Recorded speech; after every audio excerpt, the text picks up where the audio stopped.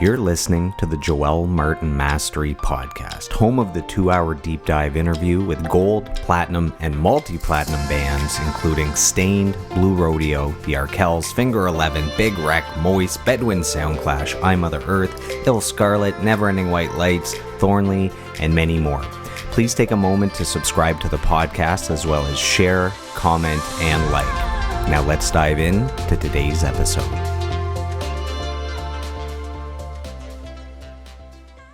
Welcome, everyone, to today's episode of the podcast. Thank you for joining us. We really appreciate it. We are joined by a very special guest. He's achieved a level of mastery as a 3-time Grammy Award-winning producer. He's worked with some of the greatest artists of all time, like Peter Gabriel, Tool, Dream Theater, Muse, Rush, just to name a few.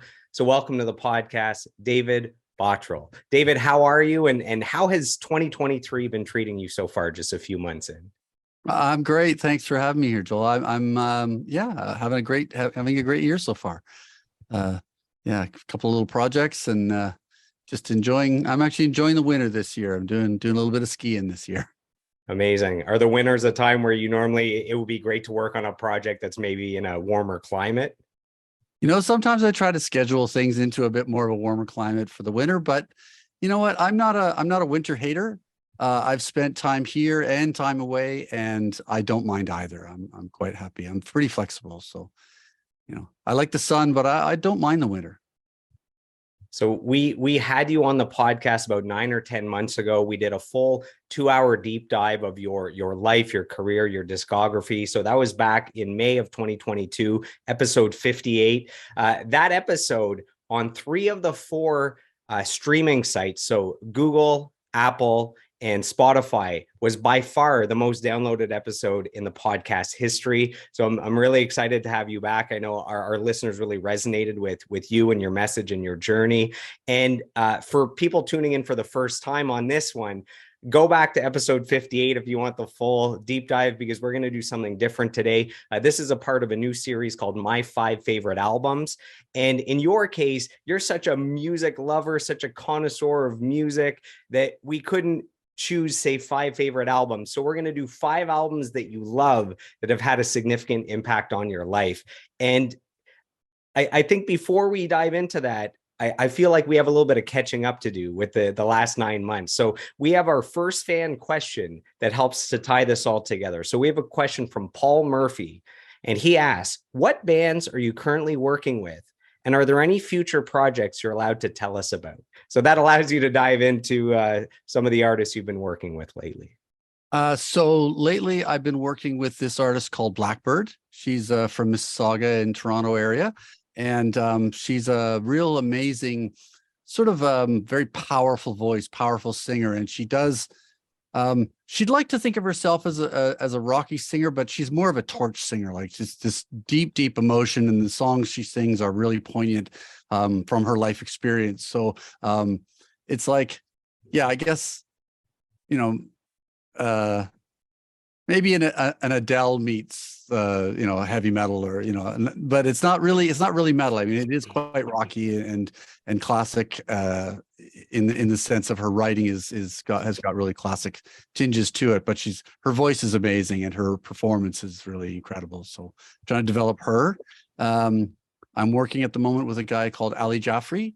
Ali and I were meant to be working last year, but unfortunately he suffered a bit of a family tragedy, and we weren't able to do anything. But this year we've picked it up, and we're in the process of pre-production right now, and we're going to go into the studio next week to start recording. His music is, ethereal in some ways due to his current, life experience. There's some very passionate moments, some aggressive moments. Right now, he's a guitar player, sitar player, but he's also percussionist, and so we're developing sort of a quite a spatial sounding project. Actually, there's a lot of depth to it, and it's going to have some pretty emotional lyrics in it too. Okay, and I want to take a second to dive back into Blackbird for a second, because I did take the time to listen to the 5-song EP. So it's the To Ash EP. I agree. She has an incredible voice. This is a big, powerful voice. The 5 songs really showcase the control as well. So it's not those all out singers. It's like the dynamic range in her voice is ridiculous, from super quiet to very loud and powerful. My favorite song on the EP, what was Run was my favorite song. So it's one Okay. of the later songs on the EP. How did you actually discover her? You know what? She's in the Toronto music scene, and she reached out to me at one point to see if I, could maybe help her with her music. And I listened to some demos, and she sent me some live performance videos, and that was what really sold me. I thought, wow, she's got really something. She can really deliver live. This is the thing, and I found that it's harder to know with that sort of thing when you don't get to see them live. But there were some videos out there that where she was really on it and really powerful. And I thought, you know what, I like some of her songs, and maybe we could write some stuff together. And yeah, I just thought she was really, had a lot of potential. So I'm trying to help her out. I did a little bit of digging, and I found out that you're both Led Zeppelin fans. Did you guys bond at all over some Led Zeppelin, or did you not know that she's a big Led Zeppelin fan? I knew she was a Zeppelin fan. Yeah. We didn't really bond specifically over that, just music in general. I mean, she's a fan. And Alf did some work with her too. So, and one of the songs that he had worked on, we took that and kind of developed it a little further and used it on her EP. So yeah, Alf did some amazing work on that and really helped earlier stages of her development before I got involved. So I have some kind words here from Blackbird. So she sent in a quote. She says, "David brought my songs to life. He completely understood my vision and honestly understood it more than me most of the time.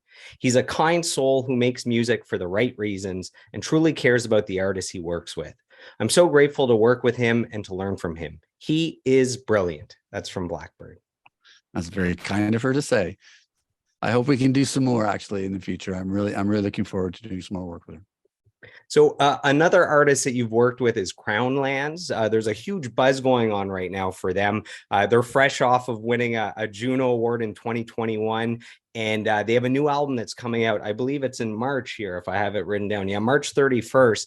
And it looks like 2 singles have been released in advance. Can you talk to us a little bit about this? I listened to both of them, and I have a lot of good things to say. Well, so Lady of the Lake's the last one that got put out. Again, it's very they deal with subjects that are quite ethereal at times, but it's rooted within the sort of Indigenous community that they write about. They're a 2-piece, as you know, for the most part. I think they might be adding in a bass player at some point, but they do it all for 2 pieces, and they create quite an amazingly huge sound for it just being 2 of them. And then the first single was 18 minutes long, as only a true prog lover would like. It's a long journey through lots of stories, and was a whole bunch of fun to make. So yeah, both people in the band, Kevin and Cody, are incredible musicians, incredible fun people to work with. Yeah, it's a great experience all around. And when I was looking into the name, so you were talking about some of the lyrics deal with some Indigenous topics, and that the term Crown Land is actually land that was taken. So even their name, it's all within the same image, and I thought that was pretty cool. So that 18-minute song is called Starlifter Fearless Part 2. I listened to that, and to me, even though it's just one song on an upcoming album, I felt like I listened to an entire album through that journey, different time signatures and tempos and styles. And what, for our listeners that haven't had a chance, they'll go listen to that song when they're done this interview. Can you give them just like a little hint of what that experience is like to listen to that song? It's in the true sense of progressive music. They wrote a song that is kind of like an overture for the album. Really, it makes nods to different other songs in the project, and takes you on a sonic and a musical journey, like prog music does. They explore lots of time signatures, lots of different melodic moments, some lyrics, some instrumental pieces. It's a prog opus, really. So I know you have a lot of experience with challenging music from King Crimson and Tool and Peter Gabriel. Is it a lot more challenging to record a song like that's 18 minutes versus a normal 4-minute pop song? Is it a big challenge, or it's all just music and you know what you're doing in there? Well, the only challenge is length. So I find that the longer a song takes, the just longer song is rather, progressively the longer it takes to record. We actually, as a bit of a secret, we recorded it in chunks for the most part, got our sections together, edited it together, and recorded it in pieces. But it's kind of like doing an entire EP in one go, right? But so I treated it as each section has its own character and has its own mood, and we ran with that. We didn't run away from that. We didn't try to make it so that it's one thing all the way through, but it is like an entire piece of music to be listened to really in one go. You can go section by section if you like, but it really does flow, I think, very well together. So for me, it's like it's one piece of music. If you have the time and you're interested in listening to that kind of music, then it's, I think, very satisfying. So they have an upcoming tour. They're playing across Ontario, and there's an Ottawa date, which is where I am. They're at the NAC, which is an incredible like Massey Hall type venue, and they're playing on April 10th with July Talk, so another great Canadian band. And the tickets are so cheap; they're like $23. I mean, I'm buying tickets to everything. They're $50, $100, $200. So if you want an amazing double bill, two great bands, in like too cheaper than it should be for how good these bands are. You guys should check that out. And I have some kind words here from one of the band members. So this is from Kevin Como of Crown Lands. He says, there are many things I love about Dave. I love his sense of humor. He's got a great laugh, and his taste in Indian food is second to none. He also has the most incredible grasp of music. I love working with him. Plus, he's a damn good bass player. So that's from Kevin from Crown Lands. Well, I don't know if I really am a damn good bass player. I'm a functional bass player, I think. We had a great time a couple of months ago. We went in and wrote some songs, and we're still in the process of working on them at the moment, but it was great fun. One of the things I rarely get to do anymore is just play with people. So actually they were gracious enough to let me sort of hack along with them while we wrote a few songs, and I had a ball. That's amazing. Another project you worked on is Deer en Gray. Am I saying that correctly? Deer in Gray. So this is a Japanese heavy metal band. They've been around since 1997. And that album, Polaris, is that correct? I assume that's how you say it. Polaris. Yeah. I have a way of butchering all the albums you worked on. That debuted at number 5 on the Japanese charts. That's a big deal. And man, so you mentioned to me that this was a remote mix. So for our listeners that don't know the difference between a mix, a remote mix, can you share a little bit about what that entails? So back in the day when you used to mix something for somebody, they would fly you to a studio wherever they were, or you'd all fly into one studio, or they would come to your studio to do it. These days, flights are more expensive and Zoom is a thing. So basically bands send me the tracks. We communicate over Zoom or using a piece of software called Audio Movers Listen To, where they can listen to the tracks while I'm working on them, or I just work on the mix by myself, and then we do that at the very end to tweak the last few stages of it. But basically, it's somebody sends you their music and trusts you to mix it for them without them actually being in the room with you. Okay, there you go. And the first single is Perfume of Sins. Man, this is such a thick sounding song, and it has to be in some kind of a drop tuning. I'm curious for if we have any audio engineers listening, just getting started. Do you have any, I guess, I mean, it takes a lifetime to master this stuff, but any quick tips on how to get such a thick sound? I guess the recording would have a big part to do with it, but anything on the mixing end that you can? Yeah, the recording does. I think you really have to work with sort of stereo spatialness to make sure you got the thickness, and choosing your EQ wisely so that you're carving out areas within guitars for the bass, carving out areas in the bass for the bass drum. Like you just have to find your moments. And sometimes, like what I will often do with like the thickness of the bottom end, if the bass and the bass drum are both quite a fat sound, I'll often like it's like sidechain essentially, just certain frequencies out of the bass with the kick drum, so that when the kick is coming through, that's what's pumping through at the bottom. So you're not getting double up that sort of frequency. And they often will comb filter themselves. So I'll often utilize, a technique to when the kick drum is hitting, sometimes the bass, just some of the low frequency of the bass are coming out at that moment. Things like that, just carving out space for everything and making sure that, spread wise, everything's in its spot and everything's in its, got its own space to work. So you get the illusion of it being this big, thick thing, but you can still hear everything going on. And when you mix, do you see it kind of visually like a painting where it's like, this is the size of the stereo space, and you have, say, bass and vocals in the middle, and something's panned hard left and right, and you can place things with the panning left and right, and then you can place things up and down with the frequencies, the low end and high end. Do you visually see it? Yeah, I see it sort of visually, but I see it not only left and right, but I see it in depth as well. And the way that I do that is using different kinds of processing on things. Things are drier, things are wetter, basically, so that you can actually place them in the space, front and back, as well as left and right. And it's a balance of using processing effects to give it spatial dimension, as well as volume of things and where they're sitting and how deep they are in the reverb effect or the delay effect and how close they are. So you try and get both of those things. You try and make it as three-dimensional as you can with a pair of stereo speakers. Another artist that you worked with, LCN. What can you tell us about this project? Okay, LCN's super atmospheric project. Amazing singer, really unique style. Definitely has that kind of. It's almost like the way Tuvans sing. They have like almost multitonal characteristics to their voice.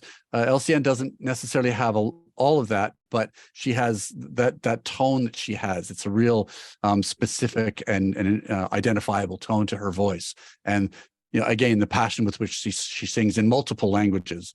And the whole atmosphere of what she does, incredible sounding thing. And the drummer is very much a fan of Tool, in fact. So the sort of drumming as a melodic part kind of thing. So he works that way, Steph does. So, between the two of them, they're also really just a two-piece. Now we hire bass players to play bass on it. But yeah, incredible stuff and beautiful atmosphere to what she does. So you mentioned different languages. So the first single I listened to, I think, Tu Mirada. That's the best I can do. And with them, it was a mix of production and mixing. Yes.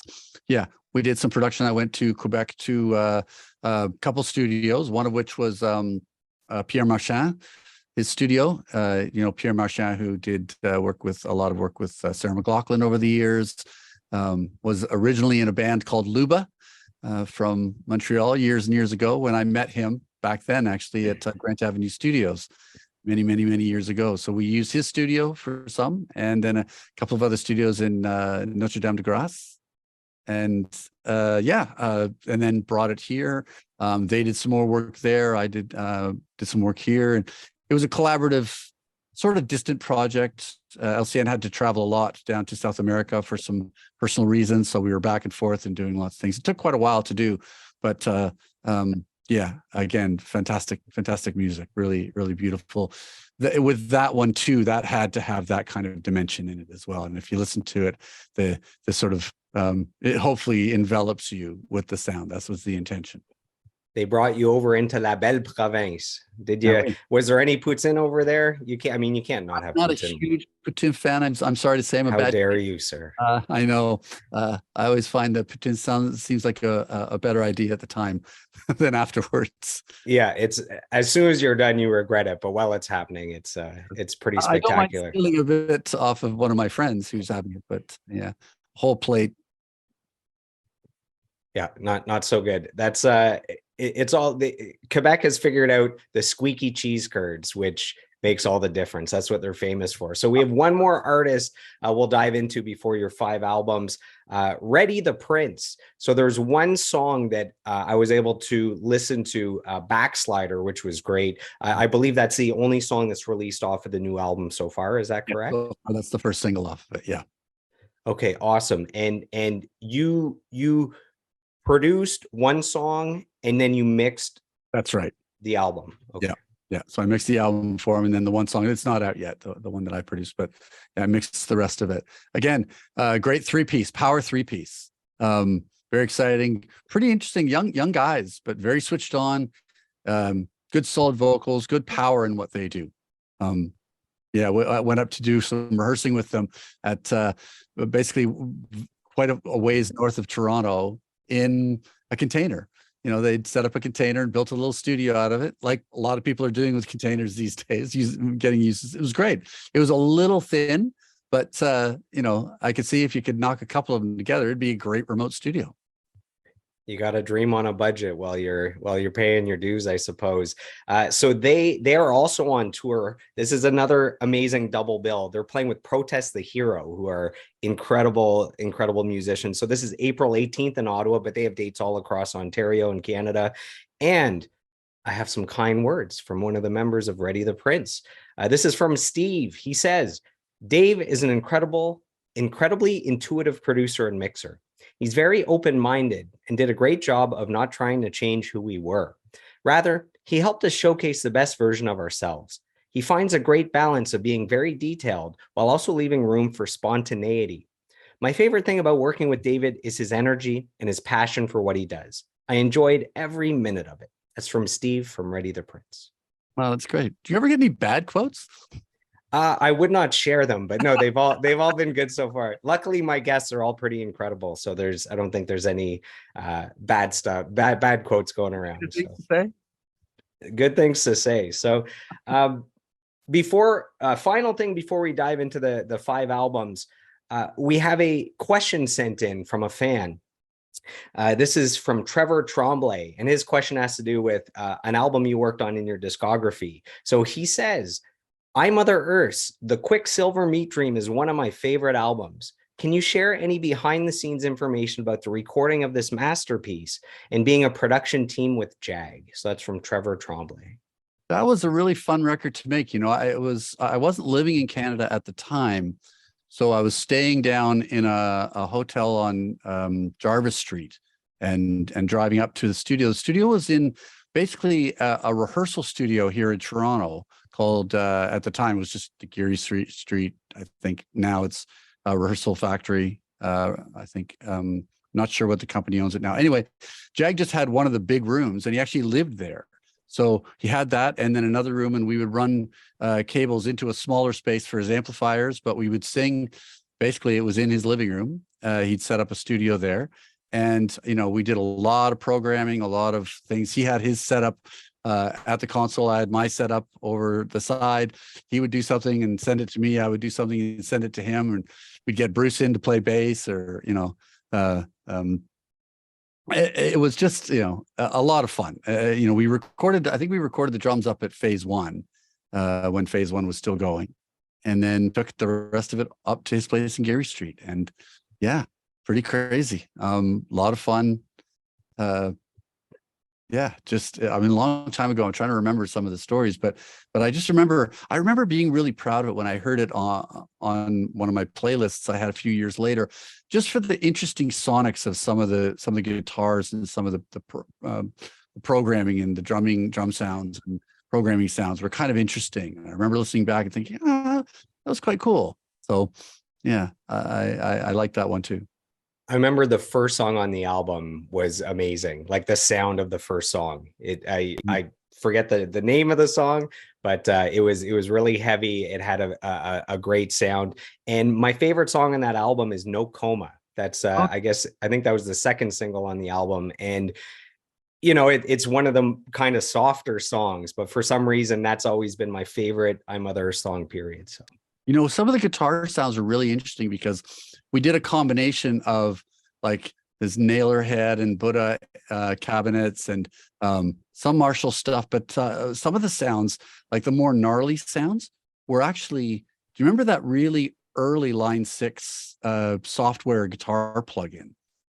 He would fire that up and he would crank the preamps basically, but turn off the speaker simulator. So you would just have this really in-your-face kind of nasty sounding thing that was essentially removing any kind of emulation of a speaker, and it would just be like this weird digital kind of preamp sound. And it was really incredible. First, when he did, I was like, what's that? And he just said, oh, I just take the speakers off and this is what I get. Really interesting sound.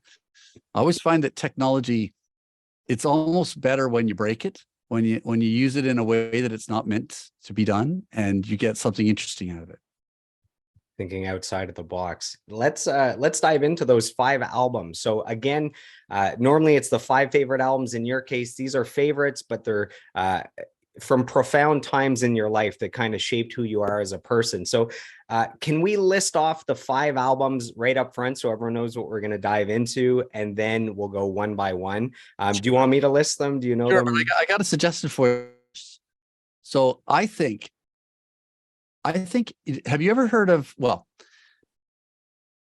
it's not very interesting, and I would be less interested by somebody who uses anything from the Beatles catalog, because I think you could just exclude that. You could just go, you know what? Okay, we'll give you the Beatles, all of them. Pick one, doesn't matter. The Beatles are the benchmark. Now, what's your favorite 5, or what's your most profound 5?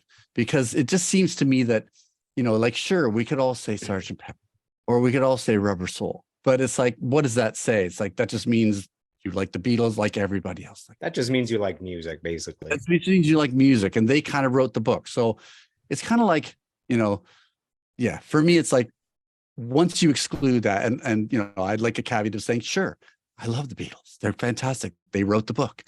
That doesn't say anything really interesting about me. That just puts me in a category with everybody else. So I would say that going forwards, if you want to take my suggestion, just say to people, okay, what are your 5 favorite? But we'll give you the Beatles. We'll start, yeah, okay, you like them, and now what? That's the template. We'll assume if everyone could pick 5 albums, it'd be 5 Beatles albums. We move that out of the way, and then we keep going. Yeah. Or there would be one in there, and it's like, yeah, okay, this one, this Beatles album or that Beatles album, sure, But that I think it opens it up for people to be more creative in what they're looking for. And like, okay, this was really important to me, but I can't put it on because I have to put on Rubber Soul, or you know what I mean? It's like, that's a solid suggestion. I have a band that's been on before called the Dreamboats, and they cover that style of music. And I know for sure they would have Beatles albums in there. So maybe that's a good thing to go in with them. Say, okay, look, if they really feel powerful about it, like, no, I have to have this in, sure. But I just say, we'll give it to you. We'll give you that. We'll give you that the whole catalog could be a album. So make it 6. First one's the Beatles, all of it. And now, I agree. Sounds good. So do you want me to list the 5 albums you chose? Awesome. So we have Led Zeppelin 4, Bruce Springsteen, Born to Run, Talking Heads, Remain in Light, Jeff Buckley, Grace, and Radiohead, OK Computer. So all 5 of those albums are on Rolling Stone's list of 500 greatest albums of all time. So the critics agree with you. We'll dive into those 5. Before that, do you think that those 5 albums influenced you as a recording engineer and as a producer? I would say maybe the last 2. Well, no, actually the last 3. Yeah. I don't know that when the Zeppelin and the Springsteen were when I was very young. So I wasn't thinking about a career in music. I was just listening to the passion of the music and the excitement. I mean, I guess you could say Levee Breaks might have, to a certain degree. And I've like a million others, for a remix of something, I sampled Levee Breaks, like everybody does. But yeah, I don't know that they were necessarily all influenced me, but techniques or musical styles or just like getting the passion in music, getting what sound does to you and great songs do to you. Sure, they would have been an influence. So let's dive into the first album. So Led Zeppelin 4, this comes out in 1971.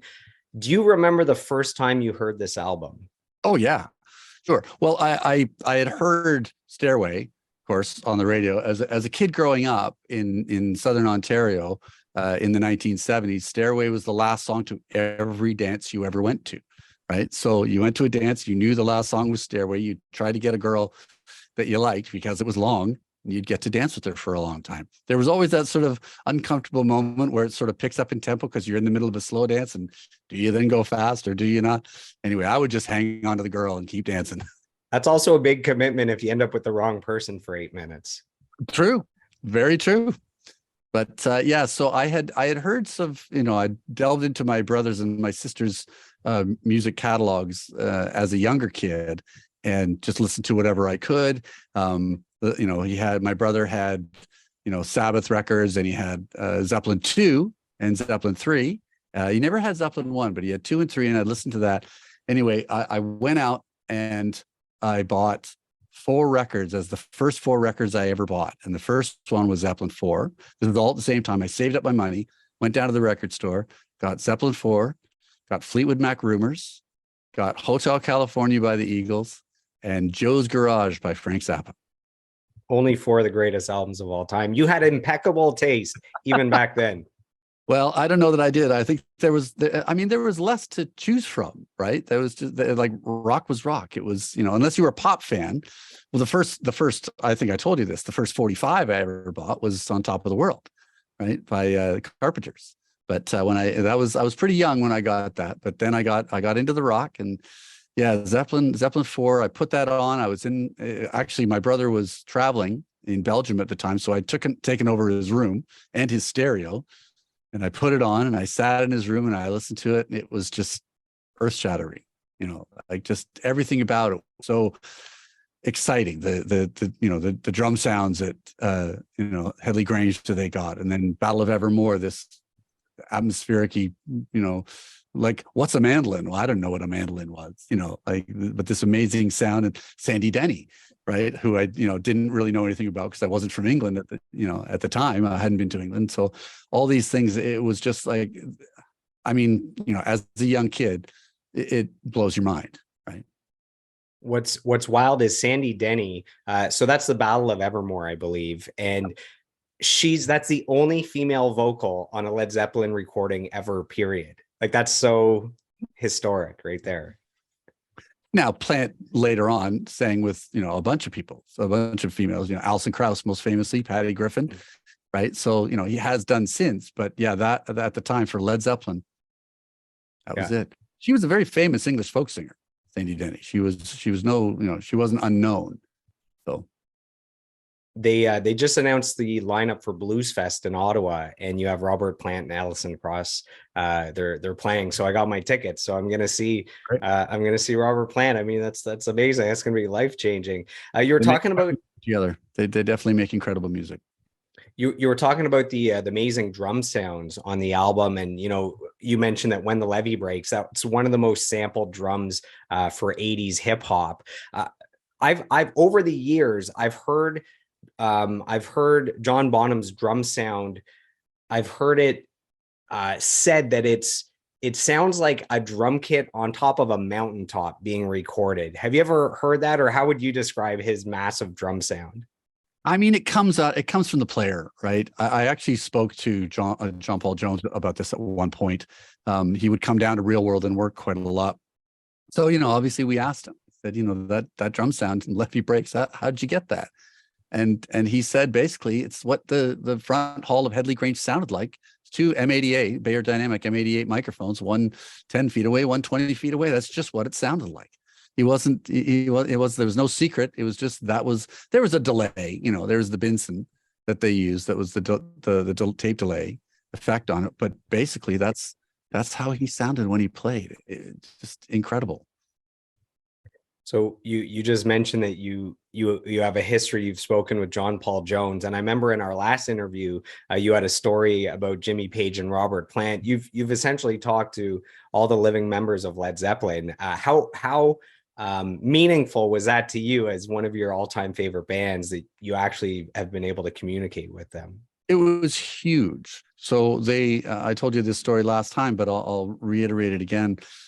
For anybody who didn't see the last one, I was making a record with another band called Orphic Soup, actually, in England. And I got the call to just come to meet with these guys to maybe do a Page Plant record, which didn't end up happening. It was the one that Steve Albini ended up working on.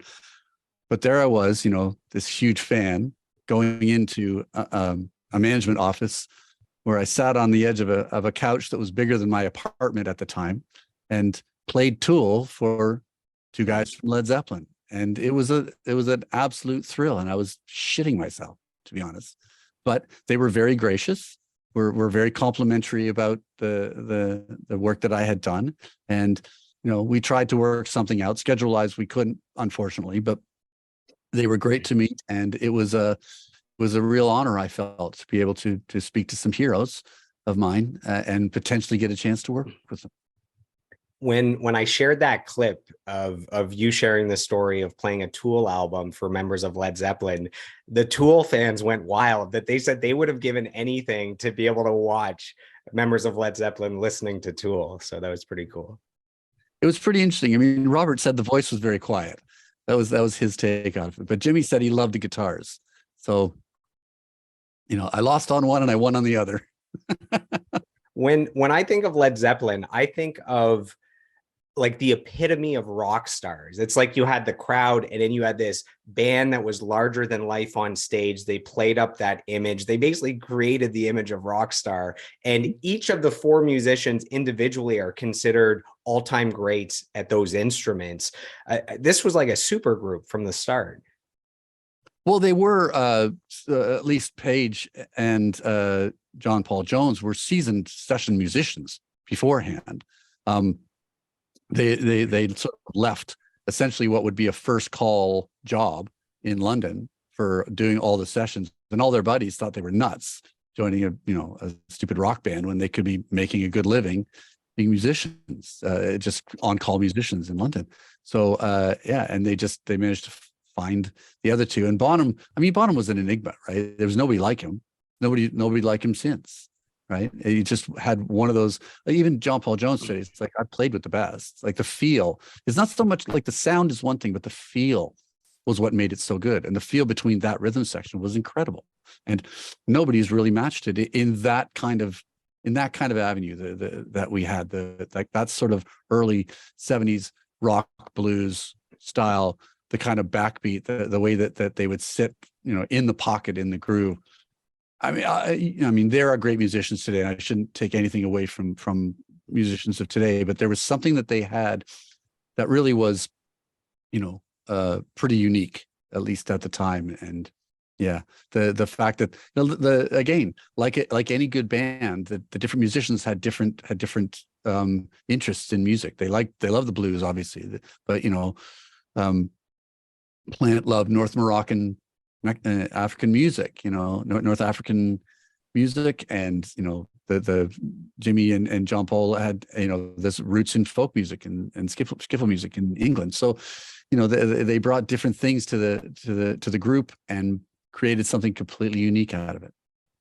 When you see the list of greatest drummers of all time, you always have John Bonham in the top 10. And when you hear from world-class musicians and they list their top influences, again, you always have John Bonham there. So I guess he had such a massive impact on the lives of drummers. Yep. The feel. It's all about the feel that he had. Like, yeah, the big sound. He was a big guy and he played big drums and he hit them very hard, but he could also play softly and he just grooved like crazy. It was, he just had something that very few people have. Others have great feel, of course. I'm not saying that, Steve's got amazing feel, of course, but the what they had and the heaviness that they had and the pocket that they had was just something so unique, and you hear it and it's undeniable. So the album comes out in 1971. It goes on to be one of the best-selling albums of all time, sells over 37 million copies, which is ridiculous. That's essentially everyone in Canada owning a copy, which is crazy. And at one point, it was in the top 5 best-selling albums of all time. And then as albums get released since then, some overtake it. There's only 8 songs on the album. And even though there's only 2 official singles, Black Dog and Rock and Roll, basically all 8 songs are very well known in public consciousness. That's how popular that album was. And I say maybe Four Sticks was the least well known of that album, but I mean, Stairway to Heaven, not really a single, but who doesn't know that song?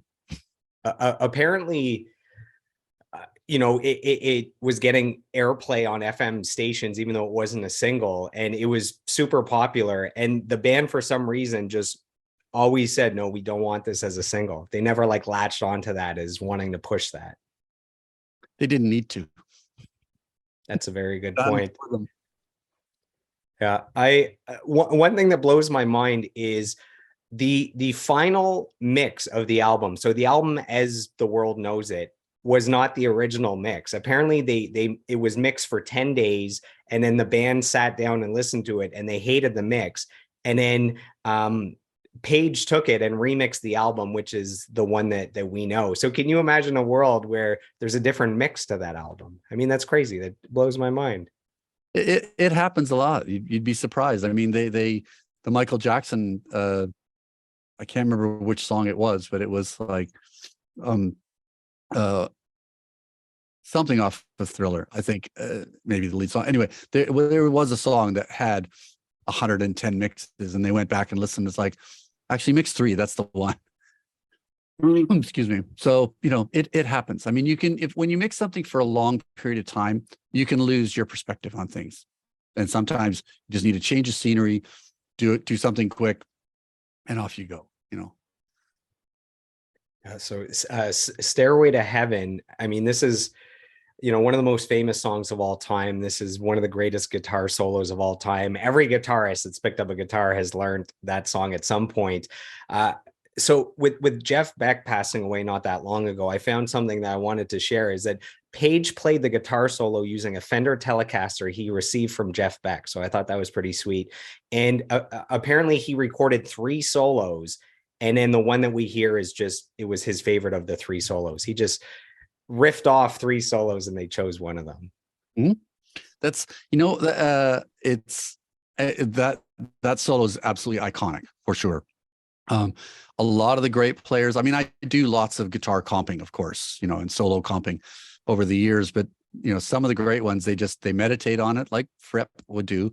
You'd meditate on the solo, you'd figure out, what I'm thinking about doing, and then you just go for it. And 2 or 3 times, the inspiration flows. When you're that great a guitar player, the inspiration flows, and it's better to do like 2 or 3, choose the best one of those, rather than going through 100 and chopping notes out here and there. So with Stairway to Heaven being 8 minutes and being a massive hit, how much of an influence do you think Stairway to Heaven had on all the future epic songs that bands put out that started off slow and built into a full band? So I'm thinking of songs after that, like Freebird, November Rain, Shine On You Crazy Diamond, Bohemian Rhapsody. It seemed like with Led Zeppelin having Stairway to Heaven, that every band after that, they wanted kind of that one song that matched that equally for epicness. Do you think there's any truth to that it had an influence? I think maybe it did. Sure. I mean, any super popular piece of culture will have an influence on artists down the road. I think it probably opened the door for the possibility, because obviously at the time pop music was like, if it was and still we do this, right? If it's longer than 3.5 minutes, excuse me, nobody's going to care, right? So you think, well, you can point to Zeppelin did it. They were able to do it. They, other, Bohemian Rhapsody was able to do it. Pink Floyd was able to do it. You can make the argument if somebody has been successful by doing this, so let's give it a shot. They set a precedence that it's possible to have a song that's twice as long as most singles and still have it be a big hit. A couple more things and we'll move on to the next album. So Rolling Stone has this listed as the 69th greatest album of all time on the top 500.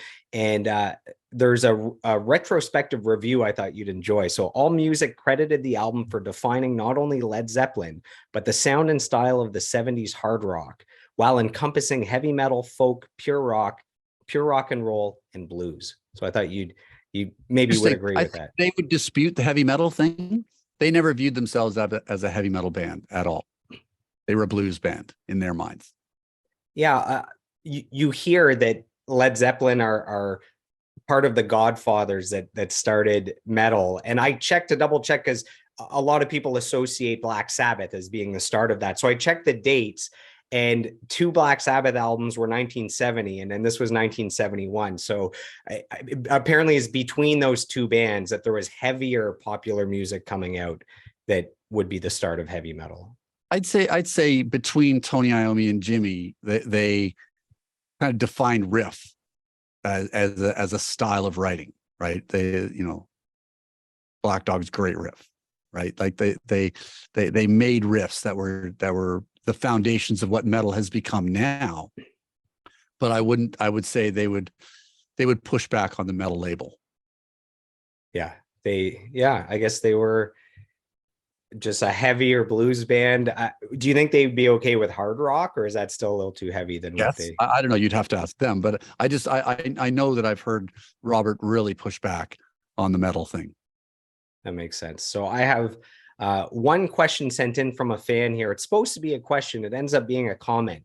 So this is from Stephen Rayleigh. So he's in a Tool fan group on Facebook. There's like 53,000 members in there. And it's actually not a Tool question. It's a comment. He says, David Bottrill is easily my favorite music producer of all time. So I thought that was nice. I thought you'd want to hear that. Thanks. There you go from Steven. So let's dive into the Bruce Springsteen album. So Born to Run, this is in 1975. This comes out 4 years after Led Zeppelin.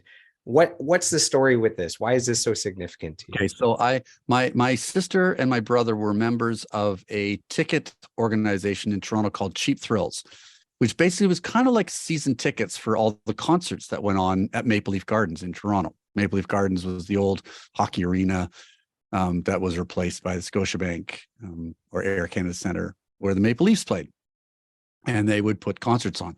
And so this organization, Cheap Thrills, got a bunch of tickets, and you became a subscriber to it. And every time a concert would come around, you'd get first refusal on your season tickets, essentially.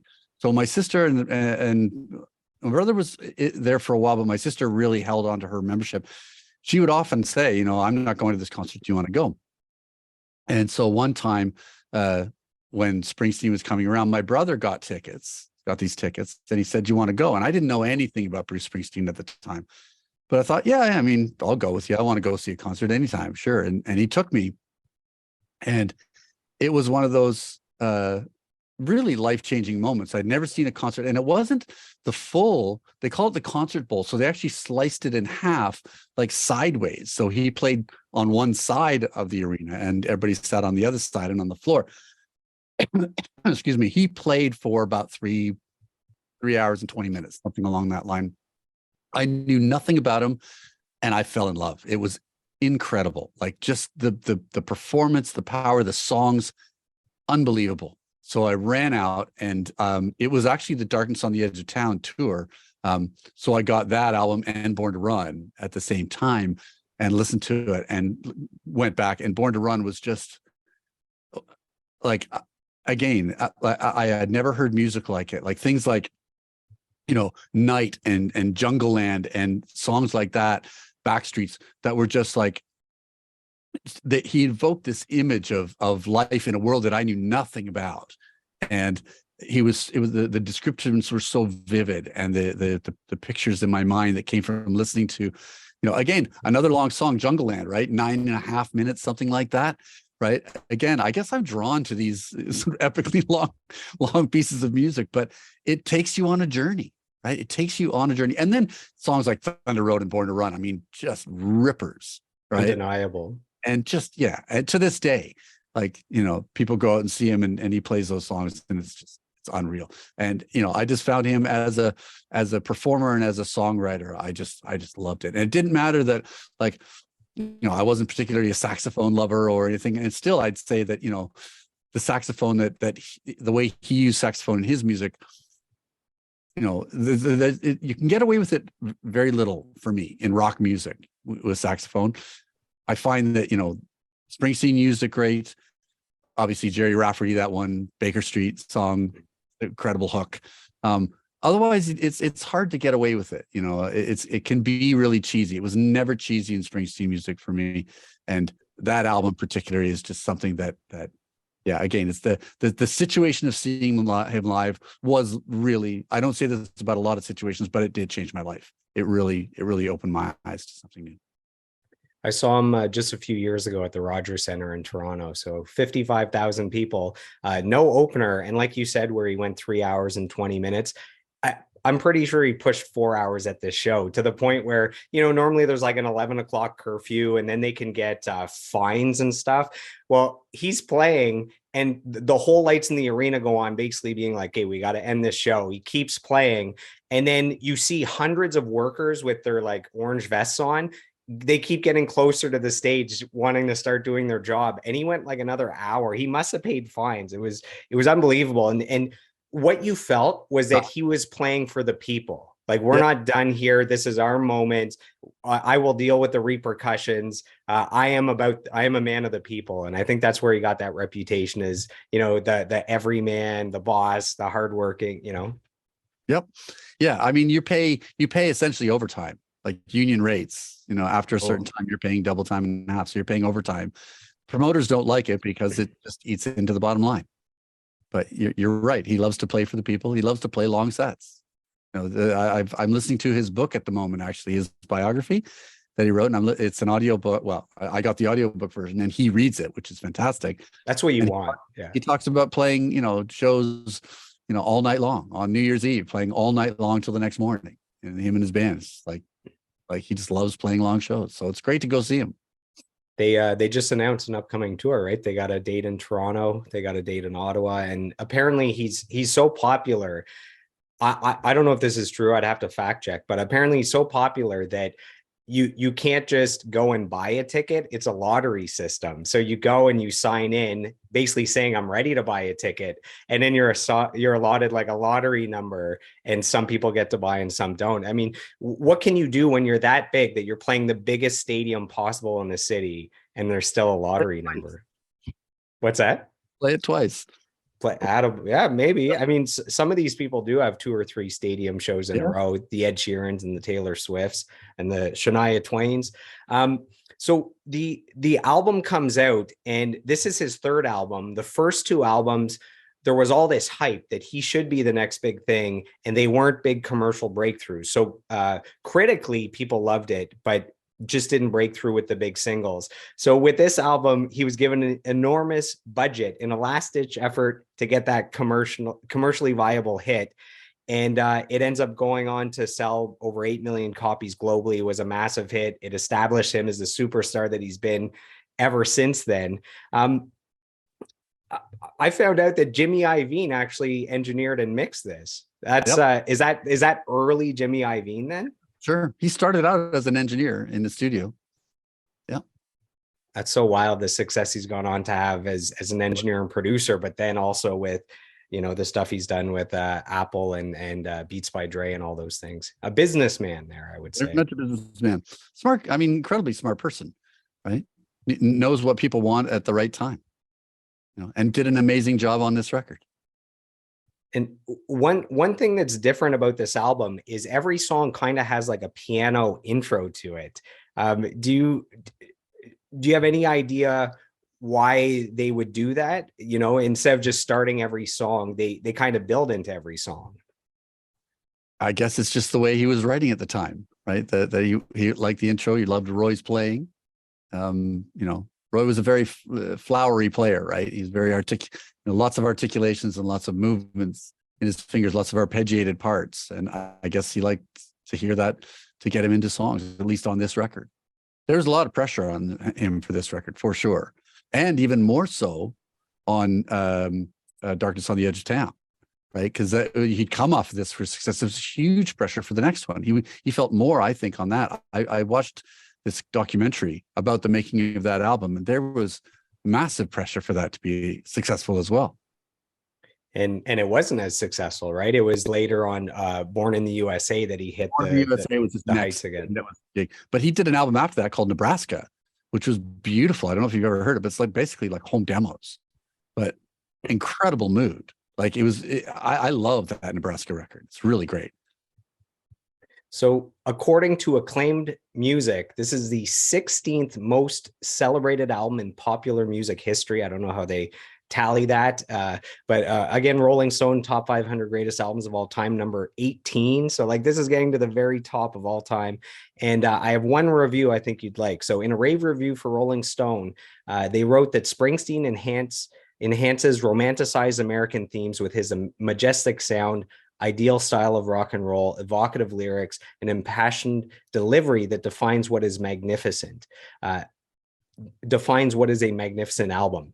It is the drama that counts. The stories Springsteen is telling are nothing new, though no one has ever told them better or made them matter more.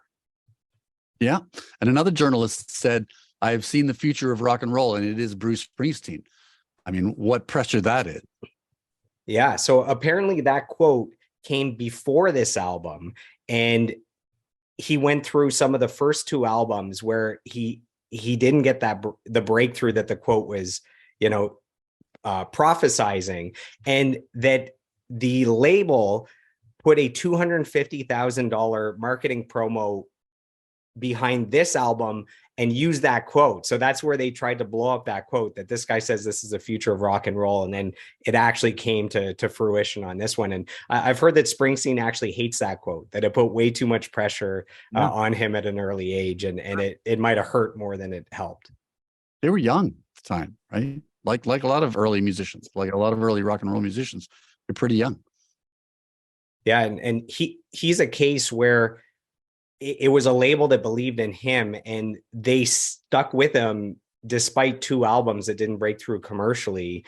And, apparently nowadays it's more like if you don't hit, you're done. There's not as much time for development. And I remember bands like Bon Jovi, Slippery When Wet is like the third album or the fourth album. And they used to really invest in that long-term vision. And we got a lifetime of amazing Bruce Springsteen albums because the label stuck with him after the first two. Well, this is the way that the music industry used to work. And I rant about this a lot, that you develop a catalog artist by supporting them through their early learning of how to write great songs, right? Nobody comes out of the womb knowing how to write classic music or amazing songwriting.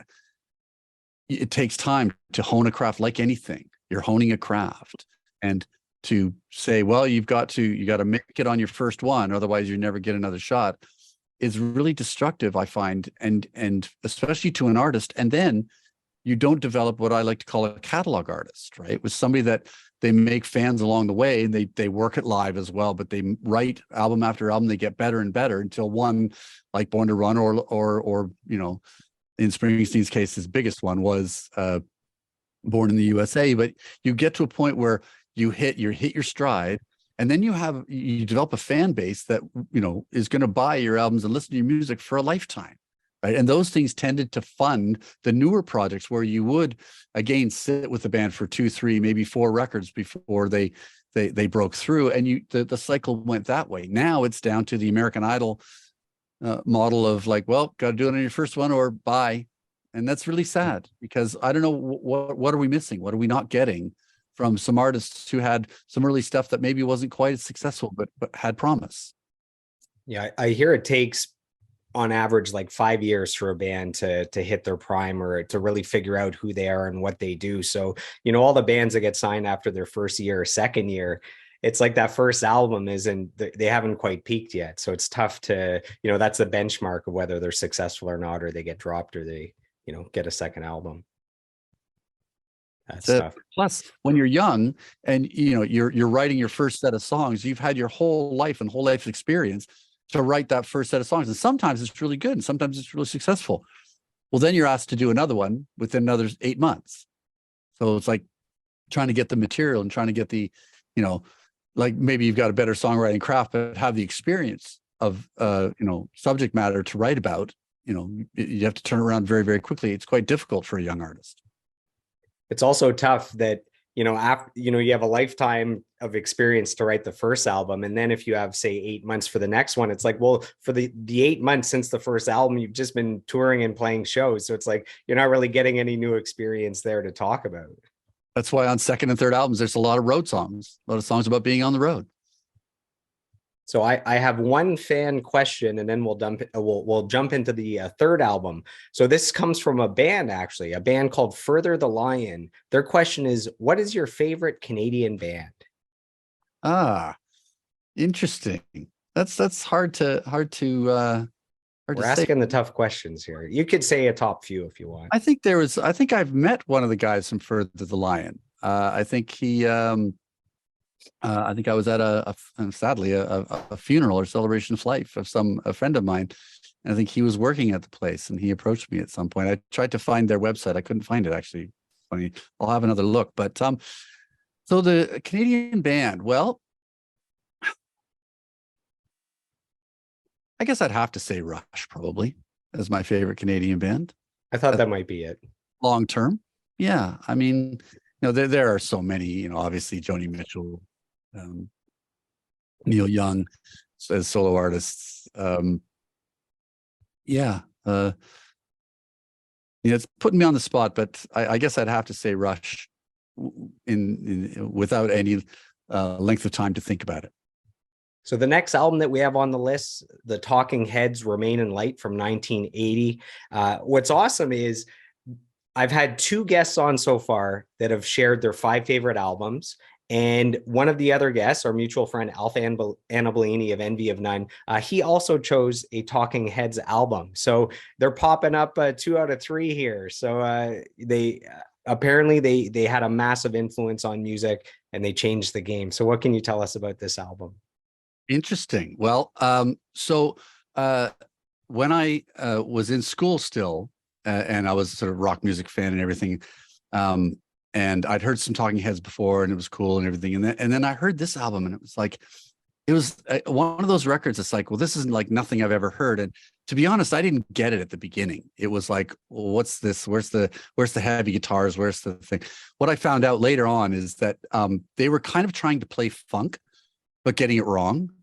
But what they did is they really kind of created a new kind of music. It was the Brian Eno production.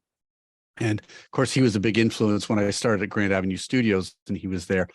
But when I dissected it and listened to it, it's actually like they developed techniques with like looping and sort of not exactly like a jam band, but they would work things out and do it in such a way that it kind of foreshadowed a lot of the kind of techniques that are used today in the looping and sampling and sort of cut paste technologies that they worked with.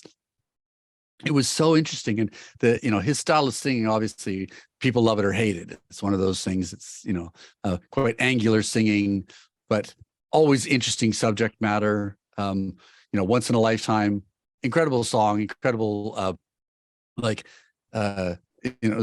both subject matter. And I heard a great story from that I'm sure you've heard as well, but I heard this from Brian, that he said that once he hears a song in a certain, like with the one on a certain beat, he can never hear it the other way. So when they were working on that song, he heard it in that way. They'd done the backing track, the band kind of went away, and Brian did a bunch of overdubs on it. The band came back and was like, what's going on? This is very, very strange, because Brian had heard the one in a different spot. So he'd done that bass line. Now, I think Tina Weymouth came back and replayed the same bass line the way he did it. But, he'd done all these things to give it that feel of like, where's the one? What's the groove of this song? But it's still grooved, and it was really interesting. And so that album, when I listened to it, it was one of those things that, again, it was like nothing I'd ever heard. It's sort of a change in how I viewed music. So it was profound for me in that way. So I was familiar with the other 4 albums on your list. I was not familiar with this one. Luckily, I got a little heads up by listening to the live album with Alf. Their other album stopped making sense. So some of those songs are on that album. And man, Talking Heads, they're so unique. I mean, to me, this was a challenging listen. It's a dense album. Like you mentioned, you didn't get it the first time. It requires repeat listening. It requires a good set of headphones. It requires you to kind of throw out the window what you're used to hearing from mainstream music. And it's one where the more I listened to it, the more I got into it, and I started to really understand what they were going for. Yeah, that's it. I didn't get it at all. The first time I heard it, I thought, what is this load of garbage? I didn't understand it. But the more I heard it, the more I listened to it, the more I got into it. It's like, oh, this is what's going on. And it just, again, songs like Listening Wind at the end, it's just the mood of that song, and the atmosphere that came through in that song. And Born Under Punches, what a great starter. The great starting song. So, you know, it's one of those things that, yeah, because it was different and unique and challenged me in the way that I listened to music, and it was out of my comfort zone. It was unsafe. It was, you know, unique. Not unlike listening the first time I heard, you know, Iron Man or, you know, the early Sabbath stuff. It was like I was frightened first time I ever heard that stuff. It was scary. Right? It's like, what's this? And the same thing. I wasn't scared when I listened to the Remain in Light, but it was like it's challenged me to like redefine how I listen to music and what I thought music could be. Well, we fear what we don't understand, right? And the first time we hear those albums, we just don't understand what's going on, and you don't have a foundation to kind of build off of when you're listening to it. Yeah. No, it was so, you know, when the penny dropped and I got it, it was an enlightening moment in music for me, and how I viewed music and how I you know, how it inspired me to do things. And I mean, it very much helped that I could discuss it with the producer of the album a little bit and get, you know, like get their perspective on it and get their a little bit about their techniques. I learned a little bit about the techniques of it. And so I listened to it again. It's like, oh, that's how that loop came around, or that's how that thing. I mean, there's this one state in that Brian was saying about Adrian's solo on Born Under Punches. Basically, they were running tape. Adrian is just setting up his gear and he's making noise. He's not even listening to the song, and they're recording, and that's what they used to actually for the solo. Like if you listen to that solo, it's very angular, but I love it. You know, the more I listen to it, the more I love it, because it's like there are moments where it just locks in and it's really cool, and then others that are just seemingly random. And it's Adrian Belew just making noises from his guitar, and they're recording without him even listening to the song. Yeah, it sounds like not just that they're trying to make great music and great songs, but it sounds like musicians in the truest sense trying to try new things, trying to push the envelope, trying to experiment, and it feels like musicians that are just it's about the love of the craft itself more so than, you know, we need to make this commercial album that's going to sell. Like it ends up selling over 1 million copies, but it seems like that wasn't the priority. The priority was the music itself as its own reward. I think they were trying to redefine how they could write music, for sure. So I have a few things here that will help our listeners kind of get a sense of what to expect with this album. So there was 3 singles. You mentioned Once in a Lifetime. There's Houses in Motion and Cross-Eyed and Painless. It's considered Talking Heads' magnus opus. And yeah, so a few things here to paint a picture. So it was received as a great cultural event as much as a vivid art pop record. A few things I liked here. Remain in Light was acclaimed by critics who praised its sonic experimentation, rhythmic innovations, and cohesive merging of disparate genres. They drew influence from Nigerian music. They experimented with African polyrhythms, funk, and electronics, recording instrumental tracks as a series of looping grooves. And then one thing is Byrne struggled with writer's block, but adopted a scattered stream of consciousness, lyrical style inspired by early rap. And you can hear that. It sounds, you know, rap has a lot of loops, and this album sounds like it has loops, but it's actually musicians playing that all the way through instead of actually looping. Yeah. Yeah. I mean, I think there might have been a few things that were looped around, but yes, they were trying to use themselves as human beatboxes in a way. There's a quote here. So one of the band's friends, David Gons, told them that the things one doesn't intend are the seeds for a more interesting future. He encouraged them to experiment, improvise, and make use of mistakes. So I thought that's a nice foundation to build the album upon, is things are going to happen that you didn't think were going to happen, and we can use that as building points. Yeah. Happy accidents, they're the greatest thing. You know, if you recognize, if you try to shave off all the rough edges and fix every mistake, you'll end up with fairly bland music. But building on the mistakes that you've made actually makes things far more interesting. So the album was so dense that apparently when they went to play it live, you can't pull that off as a quartet. And they expanded to a 9-piece band live. Did you ever see them live? No, I've not seen them live. No. I've seen the Stop Making Sense video, but yeah, it's a lot going on. But the way that the density, it's like the wall of sound, right? It's like Phil Spector's wall of sound. The more and more and more and more, you need a bigger band to recreate that kind of sound.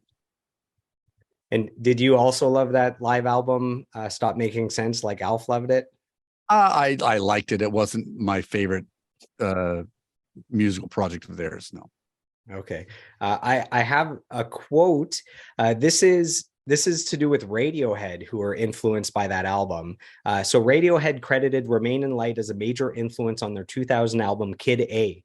The guitarist Johnny Greenwood had assumed Remain in Light was composed of loops, but later learnt from Harrison that Talking Heads had played the parts repetitively. Greenwood said, it's played the same exact thing for 5 minutes, which is really interesting. And that's why it's not exhausting to listen to, because you're not hearing the same piece of music over and over again.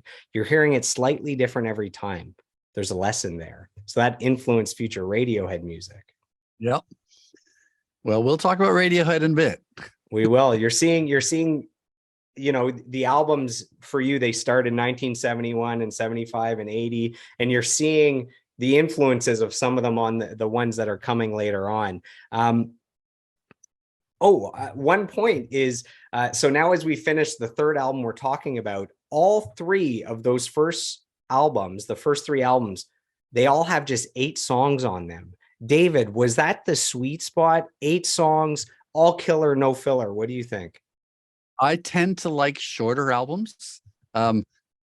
Under an hour is sort of my, I love the 45-minute album. I understand when the CD came along, it got longer, but I'm less of a fan of a 70-minute album. For me, it's just too long. I love 8-song, 45-minute records. I like 10-song, 50-minute records. When they get a little higher, it's a bit more of a challenge. I've got one in here that does get to that, but yeah, the shorter the record for me, I love. See, I want to listen to it again, right? And I find that sometimes, unless I'm listening to a compilation of somebody's greatest work, then I find that from the same artist, one album, if it goes too long, I get bored after a while and I stop listening. Yeah, I find, 8 to 12 songs is kind of the sweet spot. Whenever I get an album and there's 15, 17 songs, my first thought is there has to be some filler on here. Like there has to be 3 to 5 songs that if they remove those, this would be an infinitely better album. That's how I look at it. I generally find that too, although I do have a lot of clients that like to do double albums. So I do participate in those things. That's very true. There are a few artists that have enough great music that can pull off a full 80-minute album or a double album. So I have one fan question, and we'll dive into your 4th favorite album here. So a question from Sarah McNeil: if you could be a fly on the wall during the making of any album, which would it be? Man, these are tough questions. They are tough questions. Fly on the wall for an album, for any album. I mean, Dark Side of the Moon would have been fun. I would have been 14 or 13 at the time. It would have probably blown my mind out. But yeah, probably that. Probably Dark Side of the Moon. Wow, that's like one of the greatest recorded albums of all time, right? Yeah, just really, the production on it is unbelievable. That's a headphone album if there ever was one. Yeah, for sure. All right, album number 4, Jeff Buckley, Grace. This is from 1994, and this is quite a bit different from the other albums. So talk to me about Jeff Buckley's album here. So I was living in England, and there was this rumor of this record came around. So Tim Buckley, who was Jeff's father, was an artist who was very highly hyped, more sort of folky artist, but lots of promise, and died young. And then I heard, just through friends about this record of this guy. It's like, you got to listen to this. It's unbelievable. And so I got it and I listened to it. And just over the years, it grew on me, just the passion of his voice, and the musicianship is incredible on this record. Again, it's mostly a 3-piece. It's produced by Andy Wallace, who is a great producer, mixer, the States that actually worked in the same studio as him for a little while when I was living in New York. And yeah, it just hit me like right away, just the voice and, you know, the emotion of what he would sing, and just the beauty of how it sounded, and everything came together. It was incredible to me. And so it just became one of these things that I would just put on and listen to over and over and over again in my apartment in Bath. And, you know, while I was working on music with Peter Gabriel, but this was like another distraction. It was so, like, it seemed like the structure of the songwriting was so, you know, unique and angular, but still flowed beautifully. It was really something. So, you know, I think I was mostly attracted to the aura of what he was, and the melodies he would write, and the voice that he has. And like you mentioned, it's such a tragic story of this young man with so much talent, and he has just this one album. He has this one album that, after he passes away, becomes a big hit and goes on to be considered one of the greatest albums of all time. Because of that album, later on, you know, Rolling Stone lists him in the 100 greatest singers of all time. All this is like after he's passed away. I mean, Father did it's too. so sad. Father died, and he died young. It's the same thing. So, but songs like "Lover," you should have come over, or his actually, so his cover of "Hallelujah" was not the same cover of Leonard Cohen's version. It was actually John Cale's version that he did on a covers record for called "I'm Your Fan." That a lot of artists did covers of Leonard Cohen songs. John Cale did this version of "Hallelujah," and Jeff heard that and then covered that on guitar, and he would play that live all the time in his concerts. And he recorded just straight live. Like, that's obviously an off the floor straight live recording. Beautiful version. It's hailed as one of the best versions of "Hallelujah," of which there are a bazillion, of course. But, you know, like, those songs, "So Real," you know, all these songs, they're just so amazingly emotional and beautiful. And yeah, you're right. It's like a great artist cut short. And maybe that's part of the appeal for me. But I don't know, that album is it was a moment in time for me. There's over 300 versions of that song, different artists that covered it. You mentioned John Cale, you have your Katie Langs, you have the original with Leonard Cohen, Rufus Wainwright. Justin Timberlake raised money with it for charity not too long ago. Do you believe this version, the Jeff Buckley version, to be the definitive version? When you think of that song, is this the one you think of? I mean, I think maybe I'd say that he certainly took that song and took it to a place that Leonard Cohen had not. Leonard Cohen went through a lot of different versions of that song. He was trying to marry the sacred and the profane in some ways. And Jeff Buckley's just seemed to have that I guess, beauty of expression and beauty of meaning. It just crossed a lot of borders for me of what it could be, of what that song could mean. And, you know, it's both, it got worldly subjects and very, very deep personal subjects. Whether it's the definitive version, certainly one of the two. I think the John Cale version is pretty incredible too.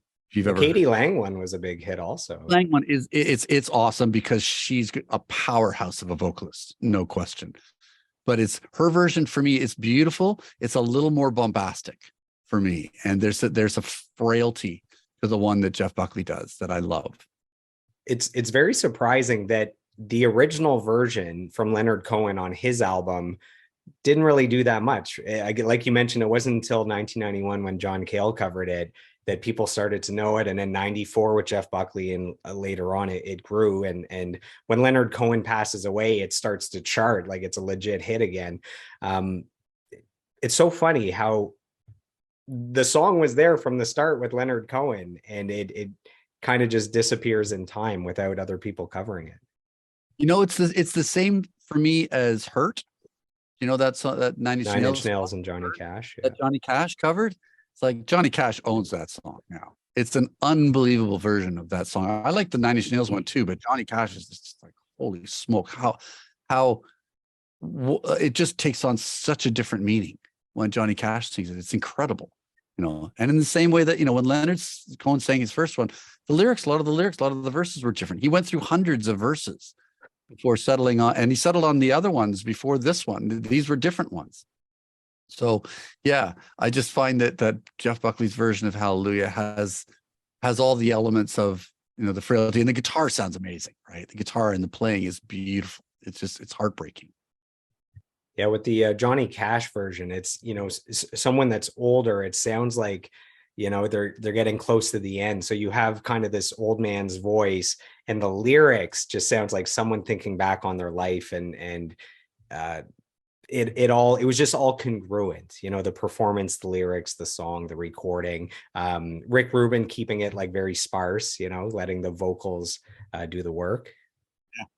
Yeah, no, it's beautiful. But that pedal piano, that's huge, right? That pedal piano sound in there, really, it's arresting. It just drives it, and yet, yeah, again, heartbreaking. I think I'm attracted to heartbreaking music. To show that sometimes albums are ahead of their time.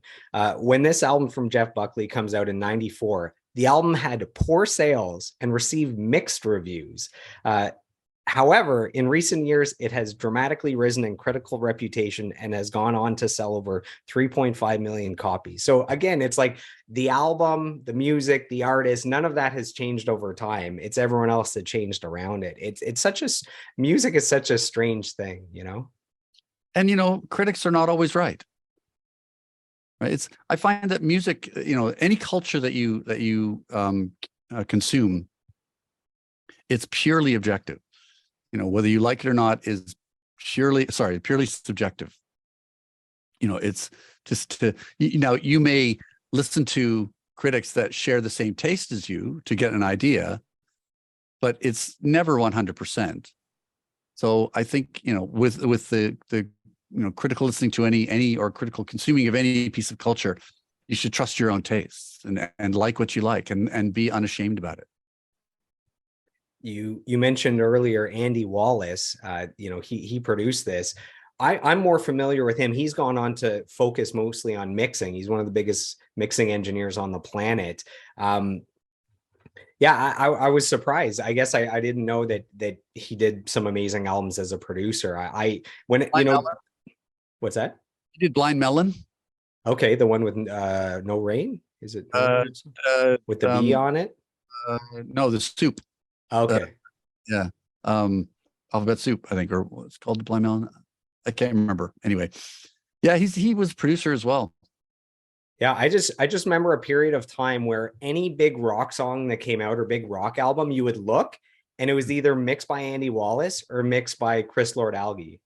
Those were the two guys it looked like on every album. Yeah, those two guys were, they ran the show pretty much. And Tom Lord-Alge as well. Tom did a lot as well, Chris's brother. So the album it's kind of a beautiful, haunting album, but there's some stuff that gets a little heavier on it. So the song Eternal Life, to me, there's some parts that are pretty heavy, and this is going to sound weird, but it kind of gave me an I Mother Earth vibe, like not the vocals, but just the music, like the bass. There was like a crisp bass, and it just like it picked up. As a very strange example, so you could just throw that away if you want. But yeah. I mean, I think he was exploring a lot of different things. Remember, it's really the first record, right? He was trying to decide what he wanted to do. It would have been very interesting to hear later records, but sadly, we're denied that. Man, I have a story here that ties, again, a bunch of your albums together. So the album Grace won appreciation from a host of revered musicians and artists, including members of Buckley's biggest influence, Led Zeppelin. Jimmy Page considered Grace close to being his favorite album of the decade. Robert Plant was also complimentary. Bob Dylan named Buckley one of the great songwriters of this decade, and David Bowie considered Grace to be the best album ever made. And David Bowie has said it would be one of his 10 Desert Island records. So again, it's amazing that all these all-time great artists come around to love this album. And again, it just breaks my heart that he wasn't alive to receive that. Yeah. I mean, obviously, the cliche is death is really good for your career. Yeah, it's right? The best career move you can have is to pass away. Yeah, something like that. But it's unfortunate. But I think the album does stand as a great piece of work. I don't think that you can take that away from it just because we have the young artist has died. You listen to the album objectively, and it's fantastic. So I've I have two more things, and then we'll dive into your final album. So Colin Larkin stated his music achieved a perfection that was staggering for a debut album. And then I have a little story that is going to segue perfectly into your final album here. So check this out. Radiohead recorded Fake Plastic Trees after being inspired by Buckley's performance at the Garage in London. Speaking about the difficulty of recording the song prior to seeing Buckley, Colin Greenwood remarked, it was going really slowly. So John Leckie said, why don't we go out? We went to see Jeff Buckley play at the Garage. He just had a Telecaster and a pint of Guinness. And it was just fucking amazing, really inspirational. Then we went back to the studio and tried an acoustic version of Fake Plastic Trees. Tom sat down and played it 3 takes, then just burst into tears afterwards. That's what we used for the record. Tom York has said that Buckley's performance gave him the confidence to sing falsetto. And that's something that Tom York is known for with Radiohead, is the falsetto. And it was almost like Jeff Buckley, his performance gave Tom permission that this is cool. You could pull this off. Incredible, that story. I love that story. I think Fake Plastic Trees, I know it's not on my favorite record, although I do love that record too, the Bends. But Fake Plastic Trees has one of my favorite lyrics ever. It's gravity always wins. Yeah. I just love that image that, he used to do surgery for girls in the 80s, but gravity always wins. Yeah, man. Finality of it. I mean, it says so much to me, not only about just, plastic surgery and that, but it's mortality, right? Gravity always wins. Yeah. Time is undefeated. Those themes, like when you're, I think when you're comfortable with that, when you get, maybe you get to my age, it's like you get comfortable with that idea. It's like, yep, time always wins eventually. And once you're comfortable with that, I think life gets easier.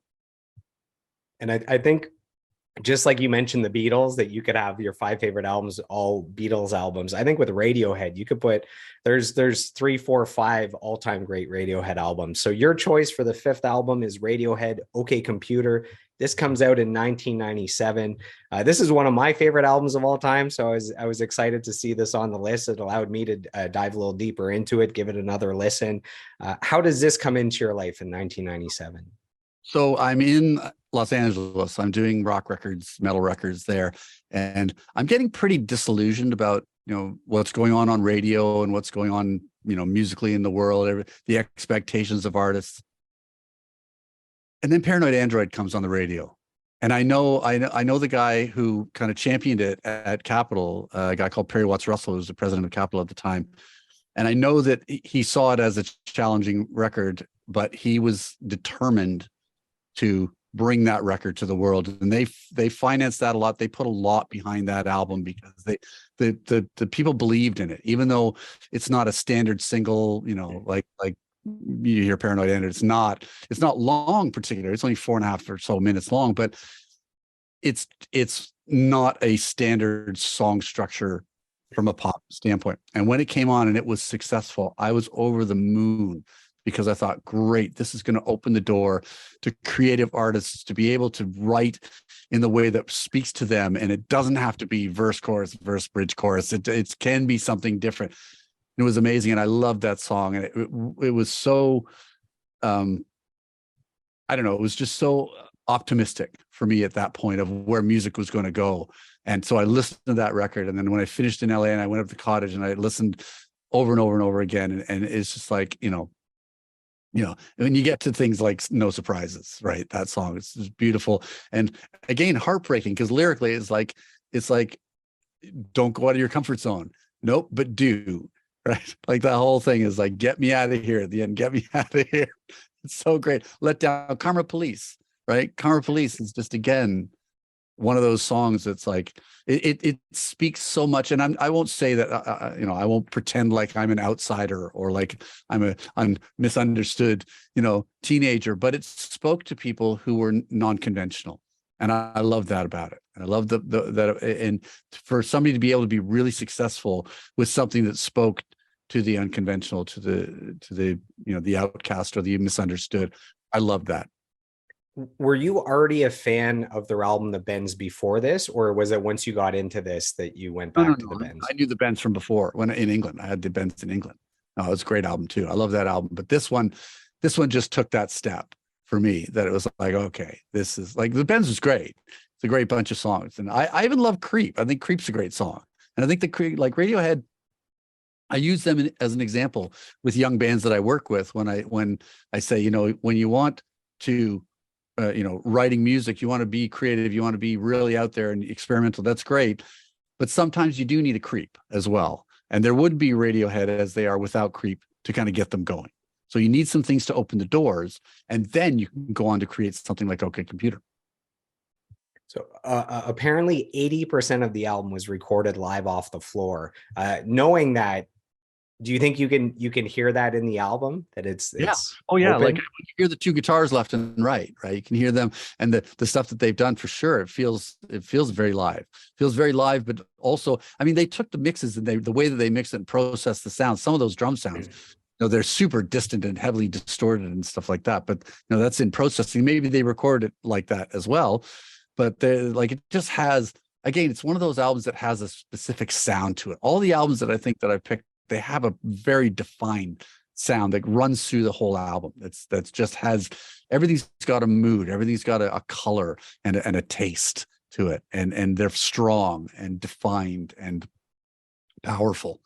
I think I'm drawn to that sort of thing. I'm drawn to the cohesive. Like, I don't love albums that are collections of singles so much.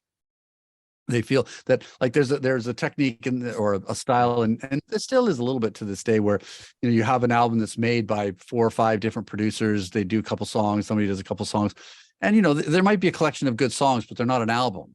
They're just a collection of singles.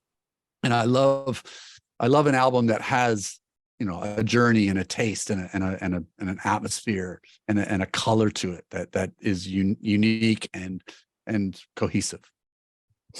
Yeah, one thing I thought was cool is it's one cohesive album. So between the album title and the artwork and the songs and there's a computerized voice in there. There's little production things. So it does feel like one cohesive package. Some people think it's a concept album, and I found a funny quote here talking about that.